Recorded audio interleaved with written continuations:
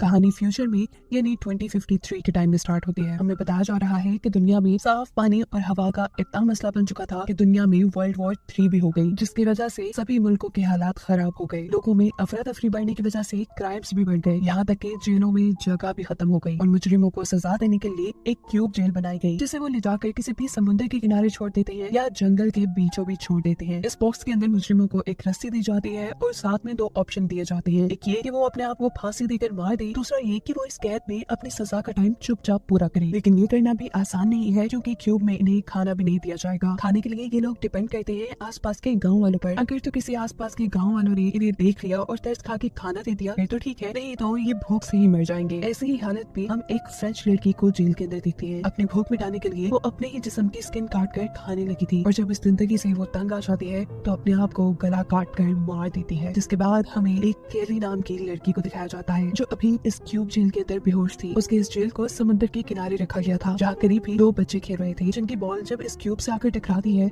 तो उस वक्त केली होश में आई। उसने अपने आप को बंधा पाया। वो जोर जोर से चिल्लाने लगी कि मेरा गुनाह नहीं था, मुझे क्यों ये सजा दी गई। लेकिन यहाँ कोई उसकी सुनने वाला नहीं था। एक एआई सिस्टम के जरिए केली को बताया जाता है कि उसकी सजा 7 साल की है और इस टाइम में खाना पाने के लिए वो गाँव वालों पर डिपेंड करती है। केली ये सुनकर शॉक हो चुकी थी। दूसरी तरफ उसी जैसे एक और बॉक्स में एक और लड़की को दिखाया जाता है जो काफी मरतबा इस बॉक्स से भागने की कोशिश कर चुकी थी। तब एआई सिस्टम उससे कहता है कि ये तुम्हारी आखिरी वार्निंग थी, तुम रूल्स तोड़ने से बाज नहीं आई और इसी की सजा में अब तुम्हें खत्म कर दिया जाएगा। दिखाया जाता है कि इस लड़की के बॉक्स का ऊपर वाला हिस्सा नीचे आते हुए इस लड़की को क्रैश करके खत्म कर देता है। सीन्स दोबारा केली के ऊपर शिफ्ट होते हैं, जिसे 2 दिन से कोई खाना पानी नहीं मिला। वो इस बॉक्स में बनी छोटी सी खिड़की से अपना हाथ बाहर निकाल कर जोर जोर से खाना मांगने के लिए चिल्लाती है, पर दूर दूर तक कोई नहीं था। भूख से वो बेहोश हो चुकी थी और अगले दिन यहाँ उसे होश आता है एक लड़की की आवाज पर। वो लड़की उसे खाना देने आई थी, जिसे देखते ही केली कहती है कि मेरा कोई गुनाह नहीं, मुझे यहाँ क्यों बंद किया गया। जिसका जवाब में लड़की कहती है कि मुझे ये मालूम नहीं है। केली जब यहाँ से निकलने की बात करती है तो ये लड़की कहती है कि इसका फैसला तो गवर्नमेंट ही करेगी और हाँ, यहाँ से खुद निकलने की कोशिश भी ना करना वरना तुम्हारा बहुत बुरा हाल हो जाएगा। उसने लड़की का दिया खाना खाया और कुछ दिन ऐसे ही गुजार दिए। थोड़े थोड़े दिनों बाद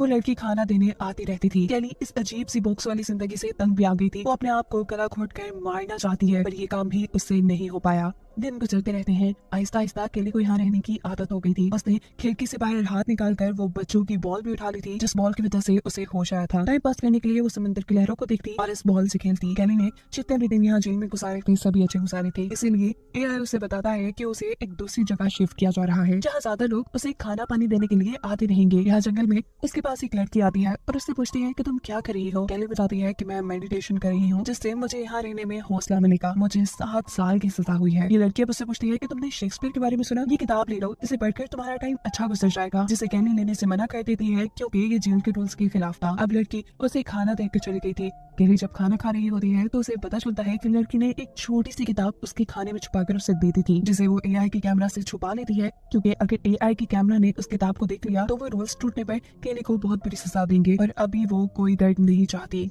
एक दिन हम देखते हैं कि केली अपने पास जमा हुए पानी से नहाती है, जिसके बाद उस पानी को खिड़की से बाहर फेंक देती है। यह उसके पीने का पानी था जिससे वो वेस्ट कर चुकी थी और ऐसे वो एक रूल तोड़ चुकी थी, जिसकी सजा में उसे वापस उसी आइलैंड पे भेज दिया जाता है जहाँ कम लोग आया करते थे। अब वो लड़की जिसने पहली बार केली को यहाँ पे खाना दिया था, वो उससे पूछती है कि तुमने ऐसा क्या पूरा किया कि उन्होंने तुम्हें वापस यहाँ भेज दिया। केली उसकी बात का कोई जवाब नहीं देती, उल्टा उसी से सवाल करती है कि तुम लोग फैसला कैसे करते हो कि किस कैदी को खाना देना है और किसको नहीं। ये लड़की बताती है कि इस चीज का डिसीजन हमारे मॉन्क लेते हैं। मेरी कोशिश यही होती है कि मैं ज्यादा से ज्यादा लोगों को खाना दे सकूं, लेकिन इस समुद्र के इर्द गिर्द मौसम बहुत ज्यादा खराब रहता है, हर रोज यहाँ आना पॉसिबल नहीं होता और ऐसे बहुत से कैदी भूख से मारे जाते हैं। इस लड़की के यहाँ से जाने के बाद केली के पास 2 चीजें थी टाइम पास करने के लिए, एक वो बॉल और दूसरी किताब, जिस किताब को पढ़ने के लिए उसे बहुत जतन करने पड़ते थे कि कहीं एआई कैमरा उसे देख न ले और उसे कोई सजा न दे दे। कुछ दिन गुजरते हैं और केली को महसूस होता है कि उसे दोबारा किसी और जगह ले जाया जा रहा है। यहाँ पहले तो काफी दिन तक उसके पास कोई नहीं आता, भूख से उसका बुरा हाल हो जाता है और फिर एक आदमी उसके सामने ही आकर सेब खाना शुरू कर देता है। ये देख केली तड़प चुकी थी, वो सेब भीख मांग रही थी, जिस पर वो आदमी कहता है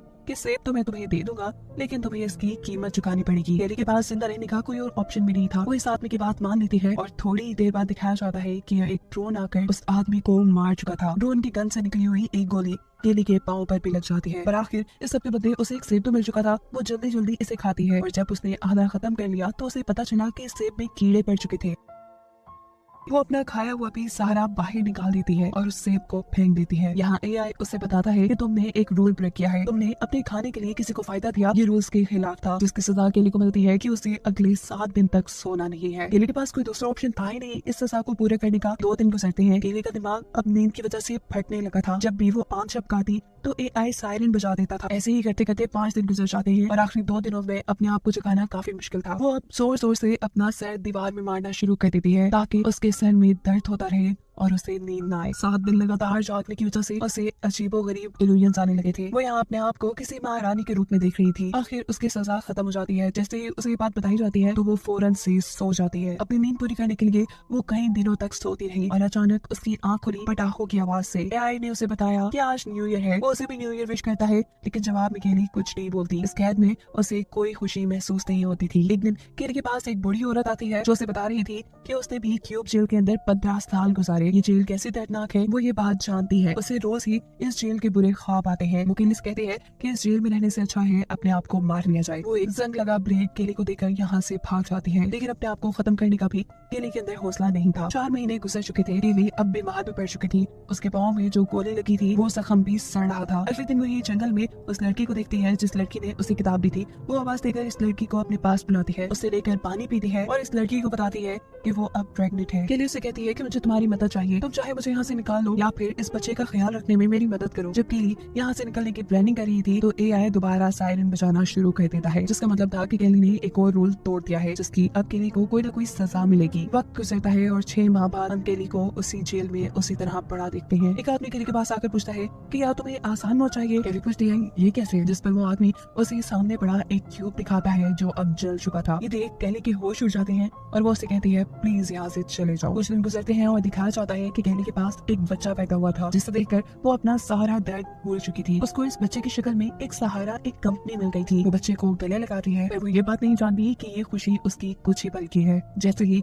एआई सिस्टम को ये पता चलता है कि केली के साथ इस बॉक्स के अंदर कोई और भी है तो अचानक बॉक्स के अंदर से जहरीली गैस निकलना शुरू हो जाती है, जिसकी वजह से केली बेहोश हो जाती है। और जब उसे होश आया तो उसे पता चला कि उसे बेहोशी में बहुत ज्यादा मारा गया होगा, साथ ही उसके बच्चे को भी उससे छीन लिया गया था। उसके मुंह से बहुत ज्यादा खून निकल रहा था और वो जोर जोर से चिल्ला रही थी इस दुख में कि उसका बच्चा तो उसके पास छोड़ देते, तो यहाँ कोई उसकी आवाज सुनने वाला नहीं था। उसका इस बच्चे को पैदा करना भी रूल तोड़ने के बराबर हो गया था और इसलिए उसके बॉक्स को बिल्कुल समुद्र के पास लाकर रख दिया जाता है। हर आती लहर के साथ उसके इस बॉक्स के अंदर समुद्र का नमकीन पानी गिरता था जो उसके जख्मों को जला देता था। केली इससे बहुत परेशान थी। थोड़े ही दिन गुजरते हैं और समुद्र में तूफान आ जाता है। इस बॉक्स के अंदर तेजी से पानी भरने लगा था और इसीलिए इस बॉक्स का एआई सिस्टम खराब हो चुका था। ये बात जैसे ही गवर्नमेंट को पता चलती है तो गवर्नमेंट की तरफ से केली के क्यूब को ढूंढकर उसको तबाह करने का ऑर्डर दे दिया जाता है। अब देखते हैं कि जैसे ही एआई ड्रोन्स को केली का क्यूब मिलता है तो वो उसे शूट नहीं करते बल्कि यहाँ से उठाकर कहीं ले जाने लगते हैं। पर रास्ते में आसमानी बिजली इस ड्रोन पे गिर चुकी थी, जिसकी वजह से ड्रोन में आग लग जाती है और केली का क्यूब भी टूटकर खुल जाता है। और इस सब के 2 दिन बाद हमें दिखाया जाता है कि केली का क्यूब टूटा हुआ एक तरफ पड़ा था और वो आजाद उसमें से बाहर थी। फाइनली उसकी दर्द और तकलीफों वाला ये पीरियड खत्म हो चुका था। वो अब आजाद थी और इसी के साथ ये कहानी यहाँ खत्म हो जाती है।